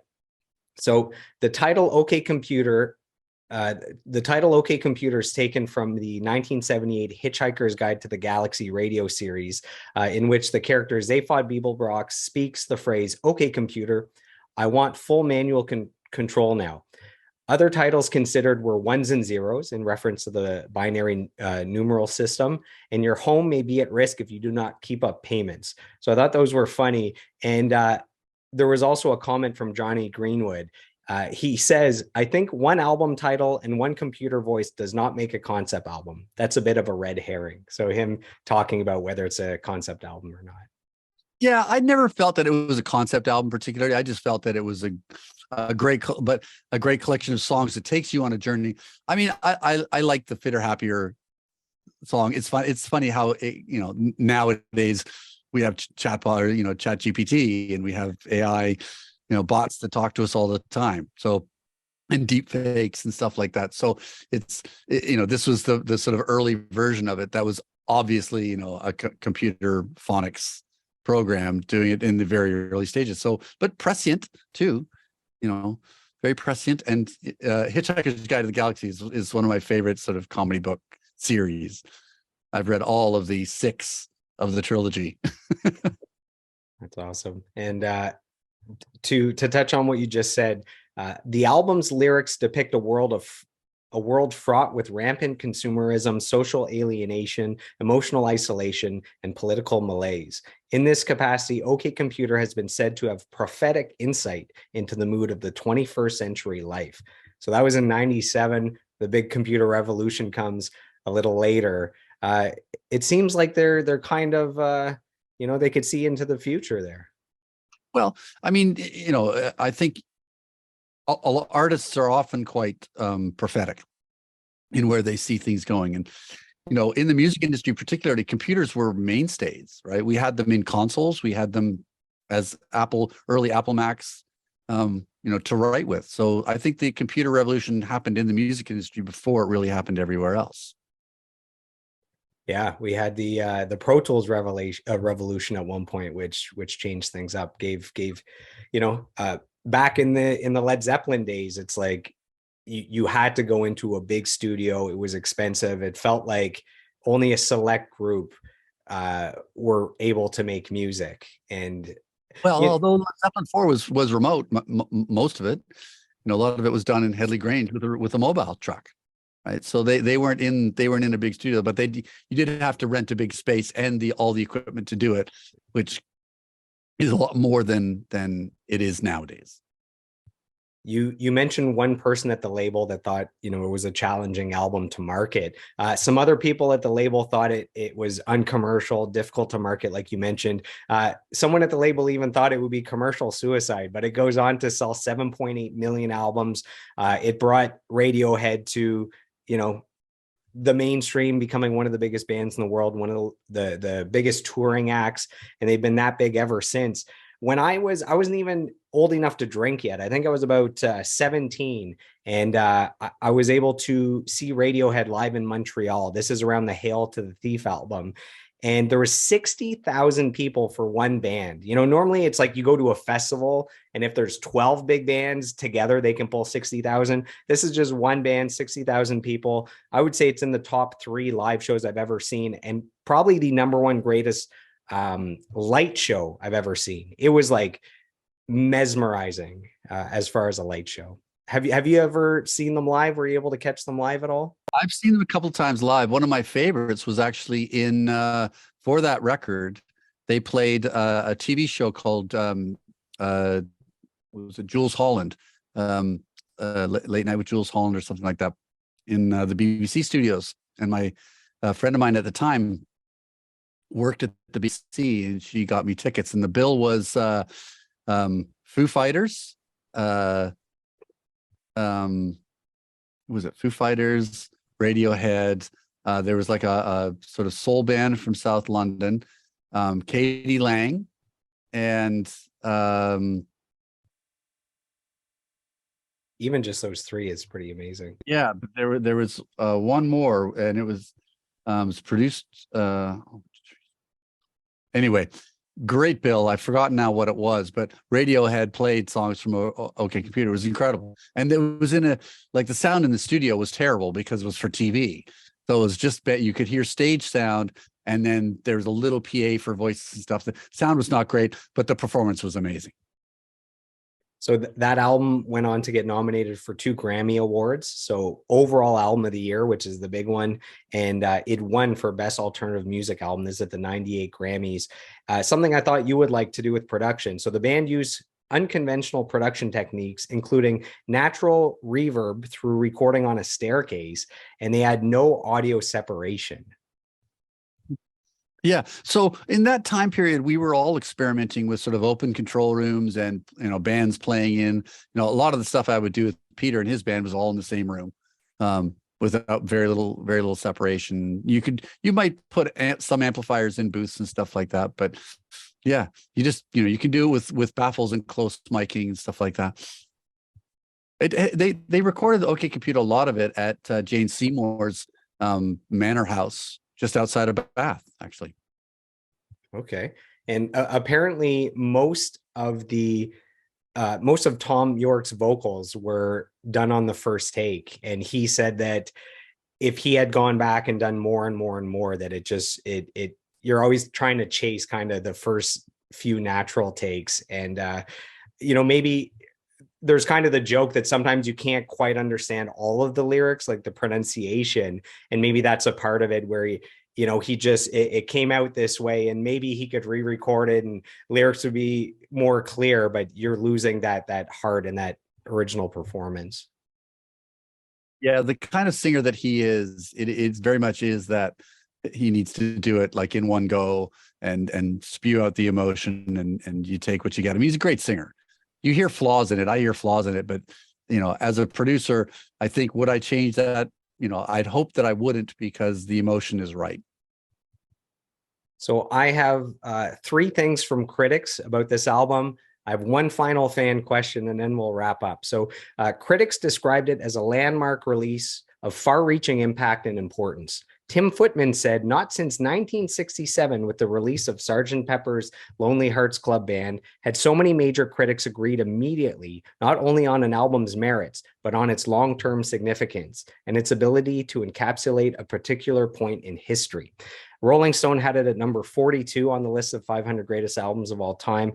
And in my opinion, whenever I see a list of the greatest 90s albums, you always have Nirvana's Nevermind, and you always have Radiohead's OK Computer. So you have the start of the 90s with 91 and then the end at 97. Do you agree those are possibly two of the greatest albums from the 90s? Yeah, for sure. I mean, I think Nevermind was one of those that redefined popular music at the time, for sure. Like it was the death knell of hair metal, essentially. So I'd say that for me in the 90s, I was more of a fan of like Super Unknown as an album than I was of Nevermind. But I thought Nevermind was amazing, like songwriting, pop songwriting dressed up in a dirty, grungy way. But yeah, Soundgarden spoke to you a little more. Soundgarden, yeah, different time signatures, and for some reason I liked Chris Cornell's voice a lot, and that record for me, like that's an honorable mention for sure. That album, because it just had like the kind of sound it had that was like the production on it was really good, and this I loved some of the songs. Fell on Black Days was a great song. I love that sort of vibe, and they were one of the early ones that I understood the drop D tuning in, and obviously the Tool guys used it too, but it was like, oh, okay, this is how this works. It was a little revelatory there, but I loved Chris Cornell. I thought Chris Cornell had one of the greatest rock voices of that era for sure. He was much less of the Alice in Chains or the Eddie Vedder kind of yarling called it. I thought Cornell just had a really amazing character to his voice. That was a pretty good impression, I think, right there. So Super Unknown, that's the album. Fell on Black Days, Black Hole Sun, and Spoon Man, right? Like three just undeniable rock hits out of the gate. Yeah. So one fan question. That we can't get through one of these deep dive interviews without a Tool question. There has to be one. So this is from Riley Jordan. This is from a different Facebook fan group for Tool. This one has 66,000 members in it. So Tool, man, the most dedicated fan base on the planet. Riley's question is, how did you find it working with each member in Tool? Did anyone have any certain type of quirks about them, or how they carried themselves? I think the similarities was their work ethic and their preparedness. Extremely professional, amazing players. I think as I got to know Justin more, his sense of melody in his bass really grew, and I loved watching that happen, because he became much more melodic in the way that he played. Solid in the bottom end, but he started working a lot more with melody in his lines, and creativity of his writing got really better. Adam, his technique, his guitar playing technique, his pick positions, his finger articulation, all that stuff, his attention to the detail is probably more than any other artist that I've worked with. Danny, his solid playing, his creativity in his drum parts, his melody in his drum parts, his strength, but also his subtlety. There's a lot of subtlety, and his exploration with electronic sounds while he was playing. And for Maynard, man, he just, his ability to push himself, like that scream in The Grudge, that's real and first take, is just one of those things that I'll never forget recording. I remember you saying Adam is just a master of tone, getting that tone for the guitar. Yeah. To the point where he'll get his guitar tech to change the volume pot in his guitar 10 times until he finds the one that just has the right law of volume control on it that he's used to. So we've gone through 5 albums here, And I have to ask, do you have any honorable mentions? I mean, you love so many albums. You already mentioned Soundgarden, Super Unknown. We'll have that as an honorable mention. Any others you can think of Oh, that yeah. are I way mean, I up got there? like, honorable mentions, Super Unknown for sure. London Calling by The Clash when I was a kid, amazing. Bowie's Hunky Dory. It's not one that a lot of people say is a favorite, but for me, I love the songwriting. Life on Mars. It's an incredible song, one of my favorite songs of all time. It's an artist called Patty Griffin, who I adore. Thousand Kisses, 10,000 Kisses, sorry, is a lovely, a beautiful album of hers that I love. I mean, if you want to go through them all, it's like, Gillian. Rapid fire, any that come to you. Go ahead. I mean, for an alternative, older artist pop take on African music, the Paul Simon's Graceland is great. As a kid, AC/DC, Highway to Hell, or Back in Black, those albums are amazing. Pink Floyd, The Wall, smoked a lot of weed, listened to that thing. It was awesome. Elvis Costello, I love Elvis Costello. I love his writing. He did this album that wasn't an Attractions album called King of America. And it's really, if you know his work, check out that album because it's really something special. I think he was drunk the entire time he made it, but it was fantastic. It's a great record. What else? Pet Sounds. Yeah. Pet Beach Sounds Boys. by the it's one of those. God only knows. Again, another one of like my 2 or 3 favorite songs ever written. That's just a gorgeous piece of music. Yeah. From a sound standpoint, I love this album by Roxy Music called Avalon. It's a bit cheesy in some of the writing, but the sound of it was the first record really made with an SSL console, and it just had this beautiful clarity to it. And the drumming and everything was just really beautifully placed. It was a gorgeous sounding record. New band, this now Manchester Orchestra. I love those guys. So, okay, old record, Neil Young Harvest, just that collection Great of songs. album. It's really beautiful. And this an album by this group called Portishead, which was really revolutionary. Dummy? Early trip hop. Yeah, Dummy. Yeah, that was like 94, I feel like 94. That Massive Attack and Tricky and that sort of thing. That was Bristol. That was next door to us in Bath, right? Wow. So that stuff was coming. It was really interesting. So, yeah, stuff like that. Who's next from a kid standpoint? Won't Get Fooled Again, Bob O'Reilly, that song, stuff like that. Yeah. So I'm so happy you just listed all these albums. I thought, you'd give one or two. I'm happy you kept going with it because these are all incredible albums, and I'm a big music nerd, and I'm taking notes of all these albums. You mentioned Elvis Costello. What's that? David McRumors. Have you heard of that one? Yeah. So again, in the 10 albums that have been shared so far before you in the series, Fleetwood Mac's Rumors came up. Another one that you just said was in there as well. So these are some great albums. I'll dive into more of them. You mentioned Elvis Costello. He put out an album in the last few months, and it was one of the most critically acclaimed albums of the year. It's like very raw. Okay. So if you haven't heard it, I think you might enjoy a new Elvis Costello album. It's like punk. It's like different. He's so talented. His songwriting is really, his lyric writing is amazing, I find. But this one, the King of America, is really sardonic. Very interesting.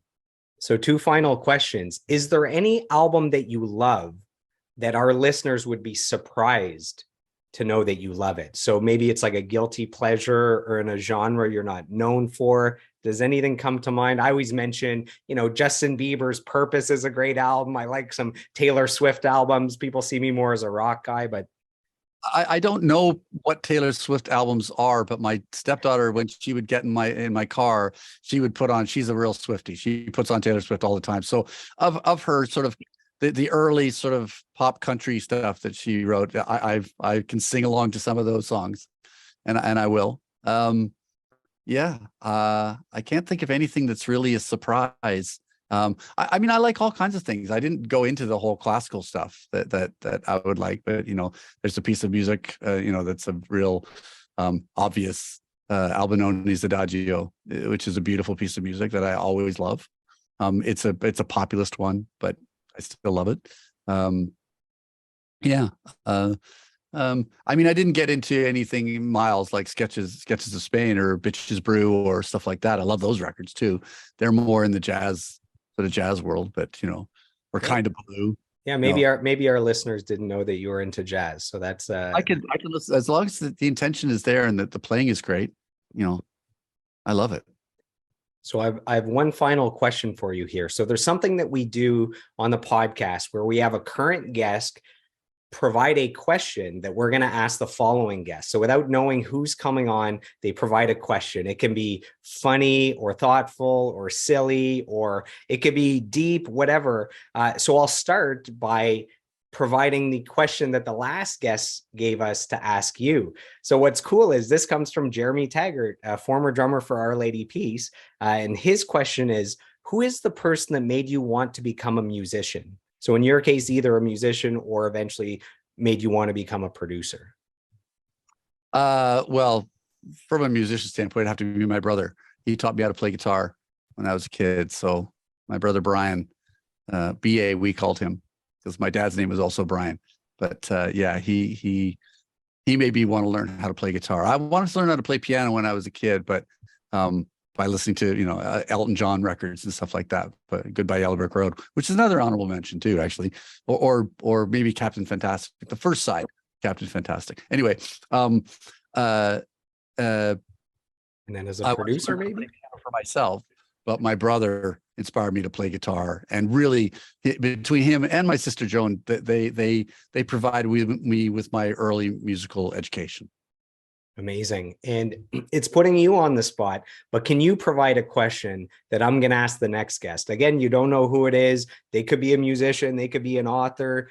It could be male or female. Don't know what age. Any question that just comes to you. It could be anything.